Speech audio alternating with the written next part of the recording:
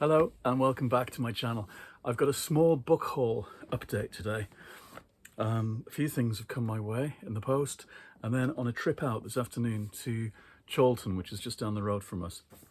I am reading Between Two Worlds, Arthur Machen's short stories, The Weird Tales of Arthur Machen, in the Wordsworth edition, the mystery and suspense line, which I was sent earlier this week by Stephen Carver, who edited 3 of them.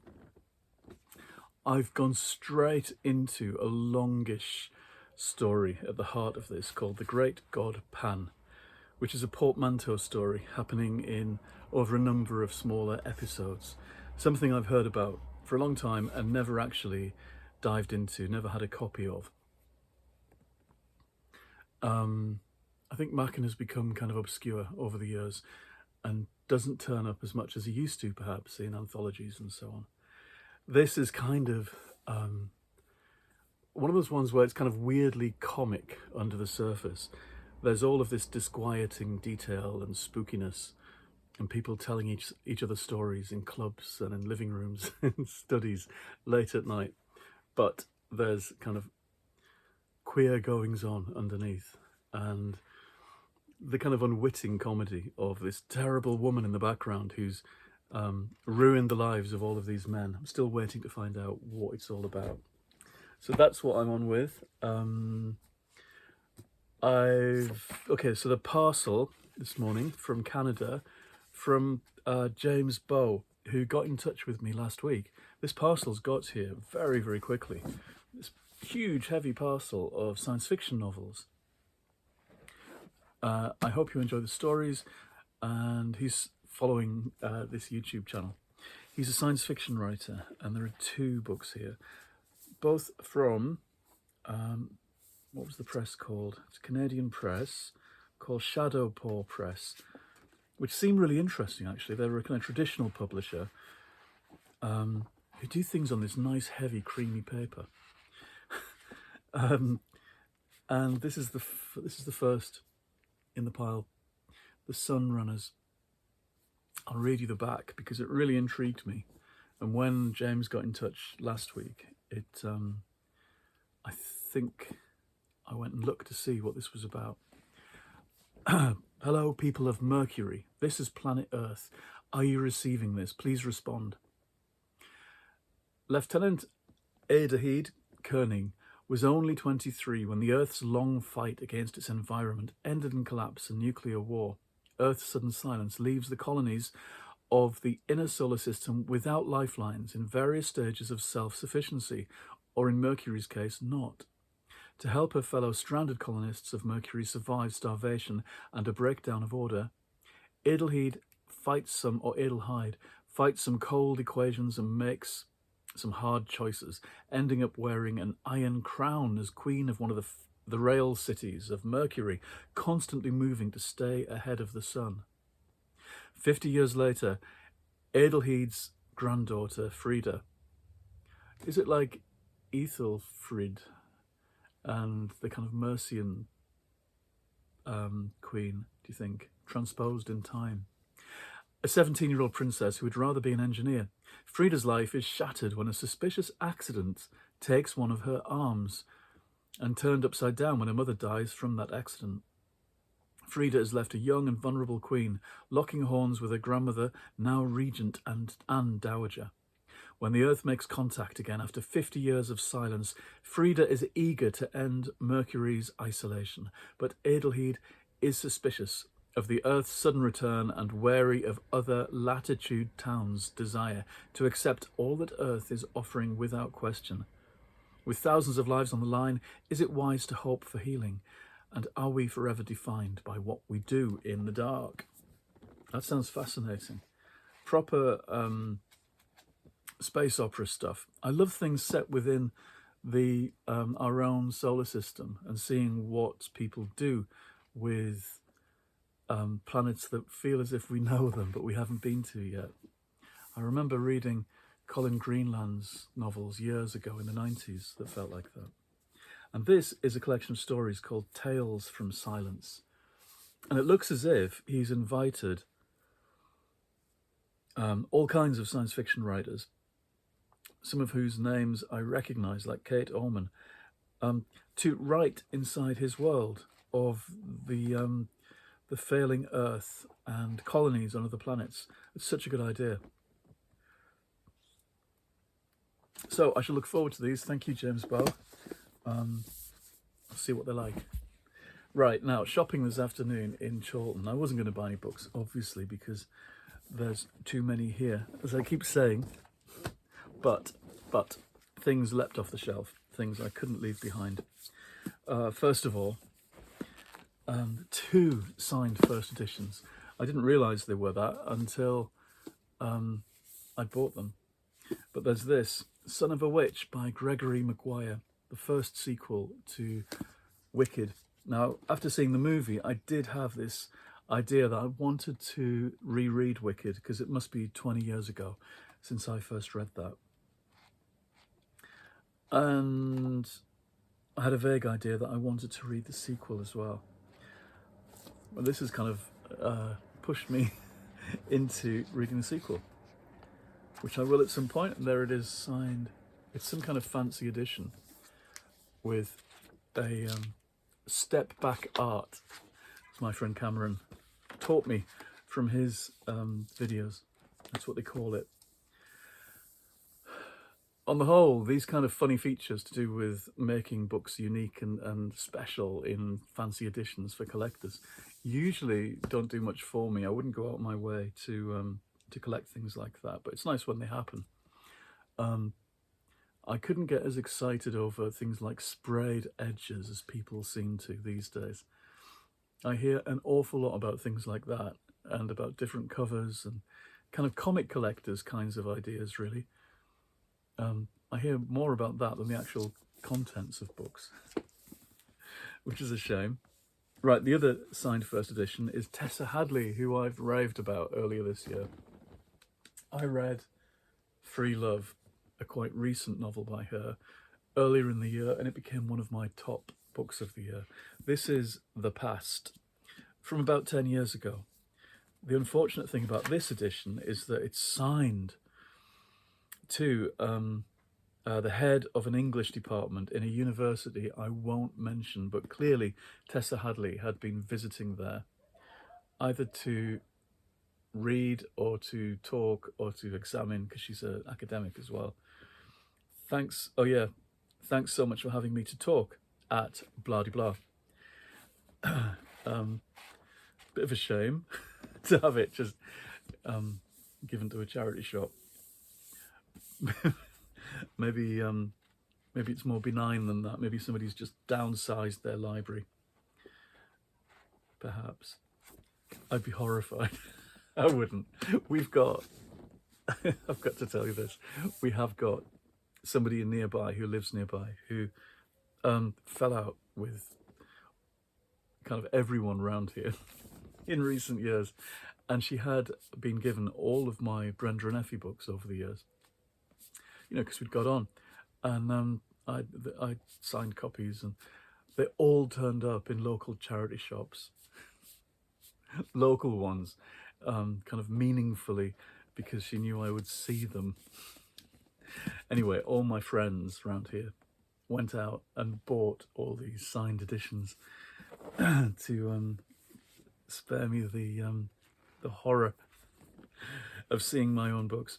I don't mind seeing my own books, unless it's meant nastily, in charity shops. I think it's good to pass things on, like the Fraggles used to. In fact, just in the Oxfam bookshop in Chorlton today, I saw the first 2 Brenda and Effie books in paperbacks. And unlike most of the books in that Oxfam, they weren't pristine and brand new. Most of the books you see in Chorlton secondhand shops tend to be review copies. There must be a lot of writers live there. So everything is a bit tidy and clean and unread. These 2, Never the Bride and Something Borrowed, were battered. The spines were broken and the books were fattened with use, and they were water damaged, and they sat there kind of looking like Brenda herself on the shelf. Still £3.50 each, which is a bit much, I think. Anyway, I don't mind seeing my books in charity shops. It makes me feel alive. It makes me feel like I still exist. Now, this is a science fiction novel which I almost bought recently for, at Waterstones. Floating Hotel. Oh, I didn't read out what the Tessa Hadley was about. You can look it up. It's called The Past. It's usually middle-class people get together. It's quite a testing time. Somebody's died. You're in a big house.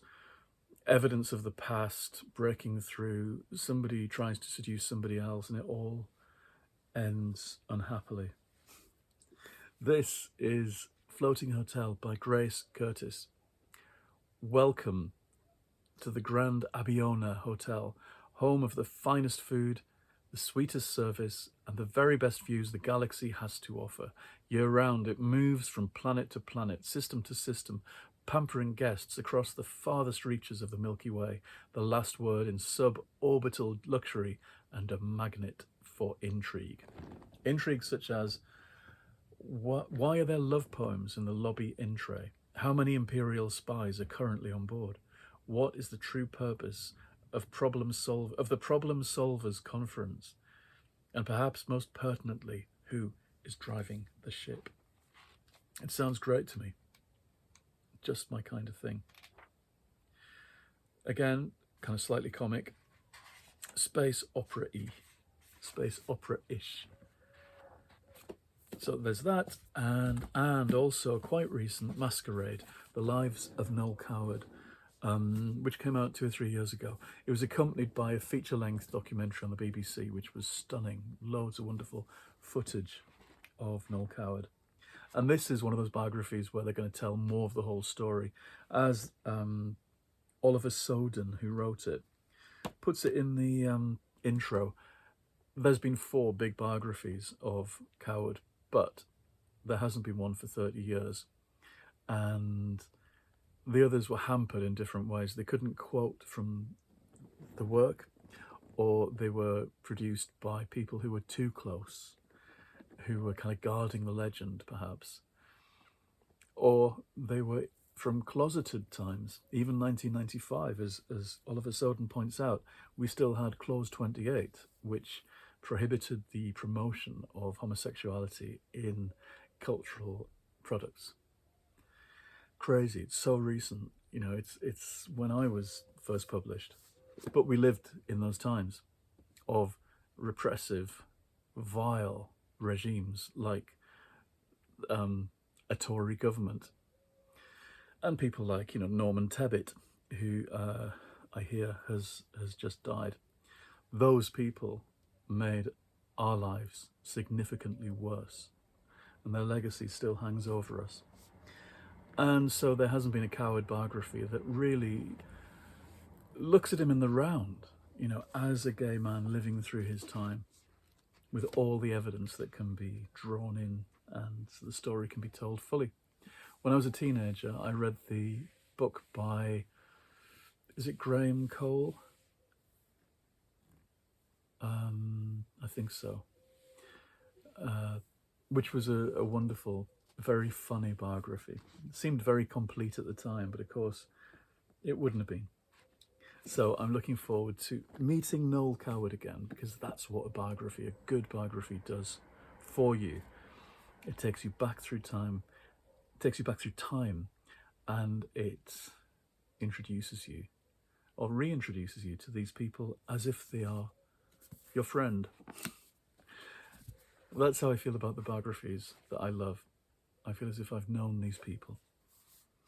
The last bit of bookish treasure today is an issue of Slightly Foxed, a literary journal that is quarterly, I believe. I've never had a copy of this. I'm always intrigued by it. It seems such a nicely made, if slightly expensive, production.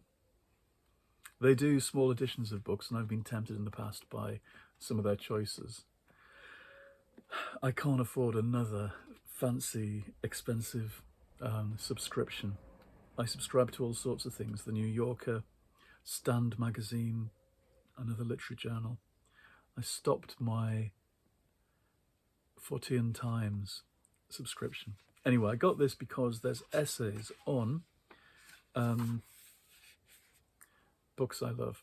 The whole point of this is that each essay in each issue is a kind of introduction by somebody. A writer will introduce you to a book that perhaps you know or you don't know, and they will tell you something about it, whatever they want. Sue G, who I've known for years and years, she was a student of ours at UEA years ago, and she's a wonderful novelist. She writes an essay on The Wind in the Willows, and for whatever reason, for the obvious reasons, I've always loved that book and will read anything about it. And she reminds us of how the stories came out of letters. And one of my favourite books, and it's here somewhere, it'll be on my favourite bookcase in the bedroom, are the letters. There's an edition of Letters by Kenneth Grahame to his son, Mouse. I think the book's called Dear Mouse, telling the story all out of order, and you watch it develop and fatten and come to life like something magical in the oven. There's also essays on books like Lark Rise to Candleford, and is that right, Candleford? And The Magus by John Fowles, a book which has been mentioned a few times recently by different people. I've not heard anything about that book for years and years, but a few friends have mentioned it, and I was just remembering how much I loved it. It's probably dreadful looking back, but we'll see. I'll see what the essay is about. Somebody going back after 50 years to read this particular book, which they'd loved, but I think they changed their mind. And an essay on Julia Child and the art of French cooking. And I'll read anything about Julia Child as well. She's somebody else who I love to read about. And that's my pile of books from charity shops this afternoon. Quite a fancy selection. I can't believe there's 2 first editions. Both of them quite. The Tessa Hadley has been read, even though it's been donated. Right, that's me. As I've said, I'm taking it slightly easy at the moment. It feels like the proper heart of summer. I've been writing and wool gathering, but not on any particular project. I'm thinking ahead. And these are the valuable times for me to really pause and look back at what I've done in the last 6 months, and to plan ahead and think about what I'm going to be writing come the autumn and the rest of the year. So I'm wool gathering and reading just whatever I fancy. But I'm going to leave it there and see you again quite soon. Do like and click and subscribe and comment. I love your comments, as you know, down below, and ask me within reason anything you like. Okay, goodbye.